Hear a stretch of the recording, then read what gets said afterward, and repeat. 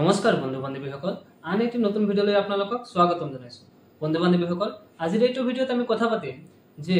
যিকোনো কম্পিটিটিভ এক্সামৰ কাৰণে প্ৰিপাৰেচন কৰিবলৈ হলে আমাৰ ডেইলি ৰুটিন কেনেকুৱা হোৱা উচিত। এই ডেইলি ৰুটিনৰ বিষয়ে মোক ভালে কেইজন মানে পাৰ্সোনালি মেছেজ কৰি কৈছে, এজনতো কৈছে মোক মানে ভিডিঅ' আকাৰে বুজাই দিয়ক।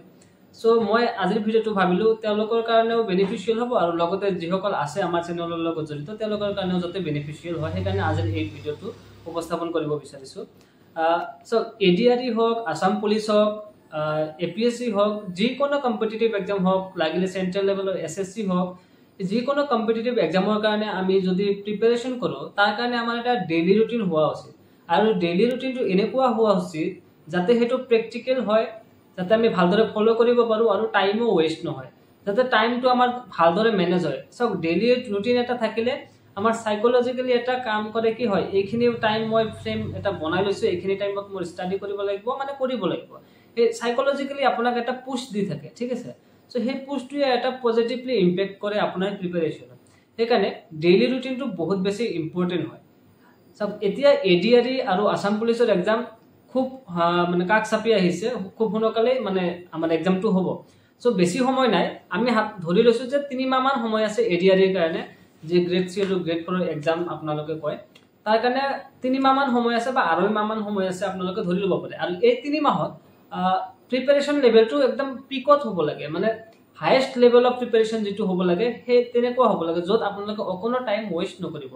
ঠিক তেনেদৰে মই যেহেতু মানে এটা টাইম টেবুল বনাই লৈ আহিছো, কলেজ গোয়িং ষ্টুডেন্টছৰ কাৰণেও হ'ব পাৰে, ধৰক বহুতে আছে কলেজত পঢ়ি আছে এতিয়া আৰু লগতে জবৰ কাৰণেও প্ৰিপাৰেচন কৰি আছে। আকৌ এনে ধৰণৰ কিছুমান এস্পাইৰেন্ট আছে যিসকলে কমপ্লিটলি জবৰ প্ৰিপাৰেচনৰ কাৰণে ফকাসড হয়, কমপ্লিটলি তেওঁলোকে জবৰ প্ৰিপাৰেচনত লগাই দিছে নিজকে। আৰু কিছুমান আছে পাৰ্ট টাইম জব বাগেৰা কৰি আছে লগতে প্ৰিপাৰেচনো কৰি আছে। এই গোটেইখিনি লোকৰ কাৰণে মই ভাগে ভাগে ডেইলি ৰুটিন এটা বনাইছো, যদিও ডেইলি ৰুটিনটো সকলোৰ কাৰণে মানে সেম নহব, আপোনালোকে এটা ধাৰণা ল'ব পাৰিব ইয়াৰ পৰা যে হয় এইখিনি টাইম মোৰ কাৰণে পঢ়াৰ কাৰণে মই উলিয়াব পাৰিম, এইখিনি নোৱাৰিম। সেই হিচাপে আপোনালোকে অলপমান টাইম ফ্ৰেমটো ইফাল ইফাল কৰি ল'ব পাৰে। সো এজনে আনজনৰ কাৰণে ডেইলি ৰুটিন মানে এজ ইট ইজ বনাই দিব নোৱাৰে, আপোনালোকে তাৰ ভিতৰত অলপমান হ'লেও মডিফিকেশ্যন কৰিব লাগিব। সো মই যিখিনি ডেইলি ৰুটিন আপোনালোকক জনাম এতিয়া সেইখিনি আপোনালোকে অলপ নোট ডাউন কৰি ল'ব আৰু আপোনালোকে চাব এটা ভাল ষ্টাডি টাইম আপোনালোকে পাই যাব, ঠিক আছে। ইয়াৰ ভিতৰত আপোনালোকৰ টাইম টেবুলটো অলপমান ইফাল সিফাল হ'ব পাৰে। সাপোজ মই 6 to 8 PM ধৰিলো, আপোনালোকৰ হয়তো সেইটো 7 to 9 PM হ'ব পাৰে, তেনেধৰণৰ অলপমান ইফাল সিফাল হ'ব পাৰে। যি কি নহওক মূল বিষয়বস্তু লৈ আহিছো। প্ৰথমতে মই কৈছো যে যিসকলে কলেজত পঢ়ি আছে তেওঁলোকৰ কাৰণে ষ্টাডি ৰুটিনটো কি হোৱা উচিত, ঠিক আছে। সো মই ধৰিছো ৱেক আপ এট 5:30 AM। আপোনালোকে টোপনিৰ পৰা 5:30 উঠি যাওক, কাৰণ পুৱাত মানে যিমান পুৱাতে উঠিব সিমান ভাল হয় আৰু, ঠিক আছে। সো 5:30 উঠিলে 5:30 to 6 AM ৰ ভিতৰত আপোনালোকে ফ্ৰেছ হওক, অলপমান এক্সাৰসাইজ কৰক। এক্সাৰসাইজ কৰিলে আপোনালোকে গোটেই দিনটো অলপমান এক্টিভ হৈ থাকিব, ঠিক আছে। আৰু সেইটো হেলথৰ কাৰণে ভাল হয়। আৰু বডিটো হেলদি থাকিলেহে আপোনাৰ মাইণ্ডটো হেলদি থাকিব, আৰু মাইণ্ডটো হেলদি থাকিলেহে আপোনালোকে প্ৰিপাৰেচনটো ভাল কৰিব পাৰিব, ঠিক আছে। সো আপোনালোকে অলপমান এক্সাৰসাইজ কৰিব। 5:30 to 6 AM ৰ ভিতৰত আপোনালোকে ফ্ৰেছ হৈ লওক, তাৰপিছত অলপমান এক্সাৰসাইজ কৰি আধা ঘণ্টা কাফি হয় এইখিনিৰ কাৰণে। দেন আপোনালোকে 6 AM to 8 AM ষ্টাডি কৰক। আপোনালোকক মই ছাবজেক্ট মানে এছাইন কৰিব নিবিচাৰোঁ, আপোনালোকৰ যিটো সময়ত যিটো ছাবজেক্ট পঢ়ি ভাল লাগে সেইটো সময়ত সেইটো ছাবজেক্ট পঢ়ক, একো প্ৰব্লেম নাই, ঠিক আছে। 6 to 8 AM আপোনালোকে ষ্টাডি কৰক। ইয়াতে 2 hours ষ্টাডি টাইম আপোনালোকে পাই গ'ল। দেন 8 to 9 AM যদি যিহেতু আপোনালোকে কলেজ গোয়িং ষ্টুডেণ্ট হয়, মই কলেজ গোয়িং ষ্টুডেণ্টৰ কাৰণে কৈ আছোঁ, তেওঁলোকৰ কলেজত যাবলগীয়া হ'ব পাৰে। সো 8 to 9 AM ৰ ভিতৰত আপোনালোকে ৰেডি হওক কলেজৰ কাৰণে, কলেজত যাওক। দেন 9 to 4 PM লৈকে মই কলেজ টাইম ধৰিছোঁ। এইখিনি টাইমত আপোনালোকৰ ধৰক ঠিক তেনেদৰে আপোনালোকে পঢ়িব নোৱাৰিব, তথাপিও আমি জানো যে কলেজত লাগাতাৰ ক্লাছেছ নহয়, মাজতে আমাৰ কিছুমান ফ্ৰী পিৰিয়ড থাকে বা আমাৰ ব্ৰেক থাকে কিছুমান। তো সেইখিনি টাইমত আপোনালোকে কলেজৰ পৰা যিবিলাক হোমৱৰ্ক দিয়া হয় বা কলেজ ৱৰ্ক দিয়া হয়, এছাইনমেণ্ট বাগেৰা দিয়া হয়, সেইবিলাক কলেজতে মানে যিবিলাক ফ্ৰী পিৰিয়ড থাকে তাতে কমপ্লিট কৰাৰ চেষ্টা কৰক। নাইবা যদি আপোনালোকে ৰিচোৰ্চেছবিলাক ঘৰত আছে সেইখিনি সময়ত আপোনালোকে কলেজৰ কামখিনি কৰিব নোৱাৰে ফ্ৰী টাইমত, কলেজৰ ফ্ৰী পিৰিয়ডত, তেনেহ'লে আপোনালোকে এই যিবিলাক ফ্ৰী পিৰিয়ড আছে তাতে নিজৰ প্ৰিপাৰেচন ষ্টাৰ্ট কৰি দিয়ক। সাপোজ 1 ঘন্টা বা 2 ঘন্টা মান কৰি পোৱা যায় আৰু কলেজত আমি জানো যে কলেজত লাগাতাৰ ক্লাसेছ নহয় সো ফ্ৰী পিৰিয়ড বিলাকত আপোনালোকে প্ৰিপাৰেচনৰ কামত লগাব পাৰে বা হোমৱৰ্ক কমপ্লিট কৰাত লগাব পাৰে ঠিক আছে সো দেন 9 to 4 pm আপোনালোকৰ গল 9 am to 4 pm আপোনালোকৰ কলেজ আৱাৰ গল দেন আপোনালোকৰ ছুটি হল 4 to 5 pm আপোনালোকে লাঞ্চ কৰিব পাৰে যেহেতু কলেজত থাকিল কলেজৰ পৰা আহাৰ পিছত অলপমান ভোক লাগিব পাৰে লাঞ্চটো কৰি ল'ব পাৰে দেন আপোনালোকে অলপমান ৰেষ্ট কৰি ল'ব তো এইখিনি 4 to 5 pm ৰ ভিতৰত গুচি গল দেন 5 to 5:30 pm আপোনালোকে অলপমান বাহিৰত ওলাই যাব পাৰে ওয়াকিংৰ কাৰণে ইভিনিং ওয়াক বুলি ক'ব পাৰে অলপমান আপোনালোকৰ যি মন যায় আৰু যি কৰিলে ভাল লাগে অলপমান টাইম আধা ঘন্টা টাইম আপোনালোকে নিজকে ৰিলেক্স কৰক ইফাল সিফাল অলপমান খোজ কাঢ়িব পাৰে বা অলপমান মোবাইলো চাব পাৰে এইটো আপোনাৰ ওপৰত ডিপেন্ড কৰে ঠিক আছে যাতে আপোনাৰ মুডটো ভাল হয় ফ্ৰেশ আপ হয় যাতে আপুনি ৰিচাৰ্জ হৈ যায় যে হয় মই এতিয়া ষ্টাডি কৰিম নেক্সট আপোনালোক 5:30 পৰা 9:30 লৈকে মই ষ্টাডি টাইম এটা ধৰি দিছো এইখিনি সময়ত আপোনালোকে পঢ়িব পাৰে 5:30 to 9:30 ঠিক আছে এইখিনি এটা পঢ়াৰ কাৰণে মেজৰ টাইম হয় কলেজ গোয়িং ষ্টুডেন্টৰ কাৰণে ঠিক আছে সো 5:30 to 9:30 টো বহুত বেছি বেনিফিচিয়েল হ'ব কলেজ গোয়িং ষ্টুডেন্টৰ কাৰণে আৰু এইখিনি টাইমত মই সাবজেক্ট নকও আপোনালোকৰ যেটো সাবজেক্ট পঢ়ি ভাল লাগে হেতু সাবজেক্ট পঢ়িব ঠিক আছে কাৰণ সকলোৰে ইন্টাৰেষ্টটো বা ডিফিকাল্টি মানে এৰিয়াটো বেলেগ বেলেগ হ'ব পাৰে কোনোবাই মেথছত ডিফিকাল্টিজ পাব পাৰে কোনোবাই ইংলিছত কোনোবাই জিকে কোনোবাই ৰিজনিঙত সো যেটো বস্তু মানে পঢ়ি যেতিয়া পঢ়ি আপোনাৰ বেছি ভাল হয় বেছি মনত থাকে হেতু বস্তু আপোনালোকে তেতিয়া পঢ়ি ল'ব পাৰে ঠিক আছে দেন আপোনালোকে 9:30 to 10 am ৰ ভিতৰত ডিনাৰটো কৰি ল'ব পাৰে বা কিছুমানৰ যদি লেট হয় তেন্তে আপোনালোকে ষ্টাডি টু টাইমটো এক্সটেন্ড কৰি ল'ব পাৰে 9:30 to 10 am আপোনালোকে ডিনাৰ কৰি ল'ব পাৰে ডিনাৰ কৰাতে আপোনালোকৰ আধা ঘন্টা নালাগে সো ডিনাৰ কৰাৰ পিছত অলপমান ৰেষ্ট কৰিব পাৰে ৰেষ্ট কৰাৰ লগতে আপোনালোকে অলপমান মোবাইল ইউজ কৰিব পাৰে সো কাৰণ মোবাইলটো সকলোৰে ইউজ কৰিব মন যায় সো মোবাইলটো আপোনালোকে ইউজ কৰিব পাৰে তেতিয়া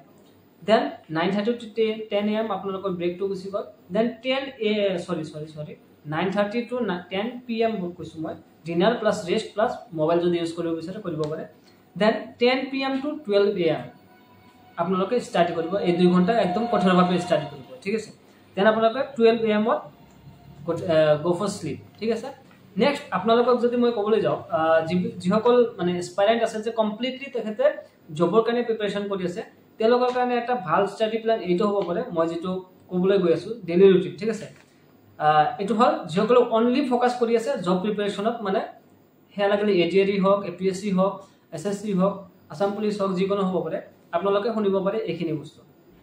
5:30 টোপনিৰ পৰা উঠিল wake up at 5:30 to 6 am fresh up and exercise 6 to 9 am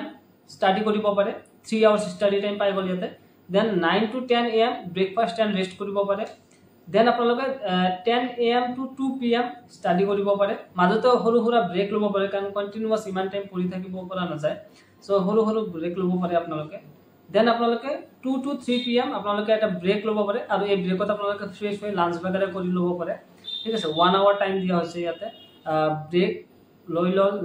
fresh হল গা পা ধুলে লাঞ্চ কৰিলে দেন অলপমান ৰেষ্ট কৰিলে দেন 3 pm to 5:30 pm আপোনালোকে আকৌ ষ্টাডি কৰিব পাৰে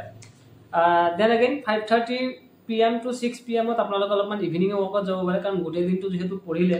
পঢ়াৰ পিছত আপোনালোকে অলপমান ইভিনিং ওয়াকত বাহিৰত ওলাই যাওক এনেকুৱা শান্ত এৰিয়াত যাওক যাতে আপোনাৰ মাইন্ডটো কুল কাম হৈ আহে আৰু অলপমান এনাৰ্জাইজ ফিল কৰে আপোনালোকে আৰু ৰেষ্ট কৰিব পাৰে ঠিক আছে দেন अगेन আপোনালোকে আৰম্ভ কৰি দিয়ক 6 pm to 9:30 pm study then again 9:30 pm to 10 pm dinner আৰু ৰেষ্ট কৰি ল'ব পাৰে আধা ঘণ্টাৰ ভিতৰত then 10 pm to 12 am আকৌ ষ্টাডি কৰিব পাৰে এইখিনি ষ্টাডি কৰাৰ পিছত আপোনালোকৰ ষ্টাডি আৱাৰটো কিমান হ'ব 3 + 4 + 2.5 + 3.5 + 2 টোটাল আপোনালোকৰ 15 ঘণ্টাৰ ষ্টাডি প্ল্যান হৈ যাব এইটো আই নো টু গোটেই দিনটোত 15 ঘণ্টা আপোনালোকৰ নহব পাৰে ডেইলি বাট 15 ঘণ্টাৰ ঠাইত যদি 13-14 ঘণ্টাও হৈ যায় দ্যাট ইজ মোৰ দ্যান সাফিসিয়েন্ট কাৰণ যদি আপোনালোকে এডিএডিৰ কাৰণে প্ৰিপাৰেচন কৰি আছে টাইম বেছি নাই আৰু আপোনালোকে কমপ্লিটলি এটা জবৰ কাৰণে ডেসপাৰেট হৈ আছে তেন্তে আৰু আপোনালোকৰ হাতত আন কোনো একো কাম নাই তেনেহলে আপোনালোকে এই ৰুটিনটো ফলো কৰিব পাৰে ঠিক আছে আৰু যিসকলে পাৰ্ট টাইম জব কৰি আছে তেওঁলোকৰ ৰুটিনটো সিমিলাৰ হ'ব কলেজ গোয়িং ষ্টুডেন্টৰ কাৰণে এতিয়া আপোনালোকৰ জবৰ টাইমটো মেটাৰ কৰে জবৰ টাইমটো কিমান ঘণ্টাৰ হয় সেই টাইমখিনিৰ ভিতৰত সেই টাইমটো আপোনালোকে কলেজ টাইমৰ লগত অলপমান ইফাল ইফাল কৰি আপোনালোকে নিজৰ ৰুটিনটো বনাই ল'ব পাৰে ঠিক আছে এনেদৰে পঢ়িলে কি হ'ব আপোনালোকৰ টাইমটো ওয়েষ্ট কম হ'ব আৰু আপোনালোকৰ যদি ষ্টাডি টাইম সেইটো মানে ভালদৰে ইউজ কৰিব পাৰিব আপুনি মানে আপোনালোকে সাবজেক্ট টাইম মই সাবজেক্টটো ভগাই ল'ব পাৰে মই সাবজেক্টটো ভগাই দিয়া নাই কাৰণ সকলোৰে মানে যেটো ইন্টাৰেস্ট হয় যে মৰ্নিংত কোনোবাই ম্যাথছ কৰি ভাল পায় কোনোবাই জিকে পঢ়ি ভাল পাব কোনোবাই ৰিজনিং কৰি ভাল পাব সো সেই কাৰণে মই টাইম মানে সাবজেক্ট এসাইন কৰা নাই সাবজেক্টটো আপোনালোকে নিজে নিজৰ মতে এসাইন কৰি ল'ব যাৰ যেটো যেতিয়া পঢ়ি ভাল লাগে ঠিক আছে আই থিংক এই যে দুটা মই ৰুটিন আগবঢ়ালো আপোনালোকক ডেইলি ৰুটিন এই দুটা ৰুটিনে আপোনালোকক বহুত বেছি হেল্প কৰিব এটা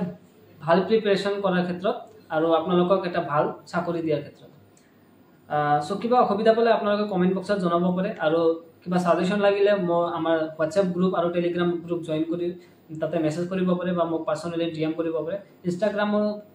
লিংক মোৰ ইনষ্টাগ্ৰাম আইডিৰ লিংক দিয়া থাকিব তাতেও ফলো কৰিব পাৰে যদি কৰবাত মানে আপোনালোকে কন্টাক্ট কৰিবলৈ অসুবিধা পায় তাতেও মোক ফলো কৰি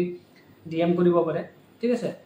বাকি যদি ভিডিওটো ভাল পাই থাকে এটা লাইক কৰি দিব আৰু যদি চেনেলটো নতুন আহিছে সাবস্ক্ৰাইব কৰা নাই প্লিজ সাবস্ক্ৰাইব কৰি দিব থ্যাংক ইউ লগ পাম আন এটি নতুন ভিডিও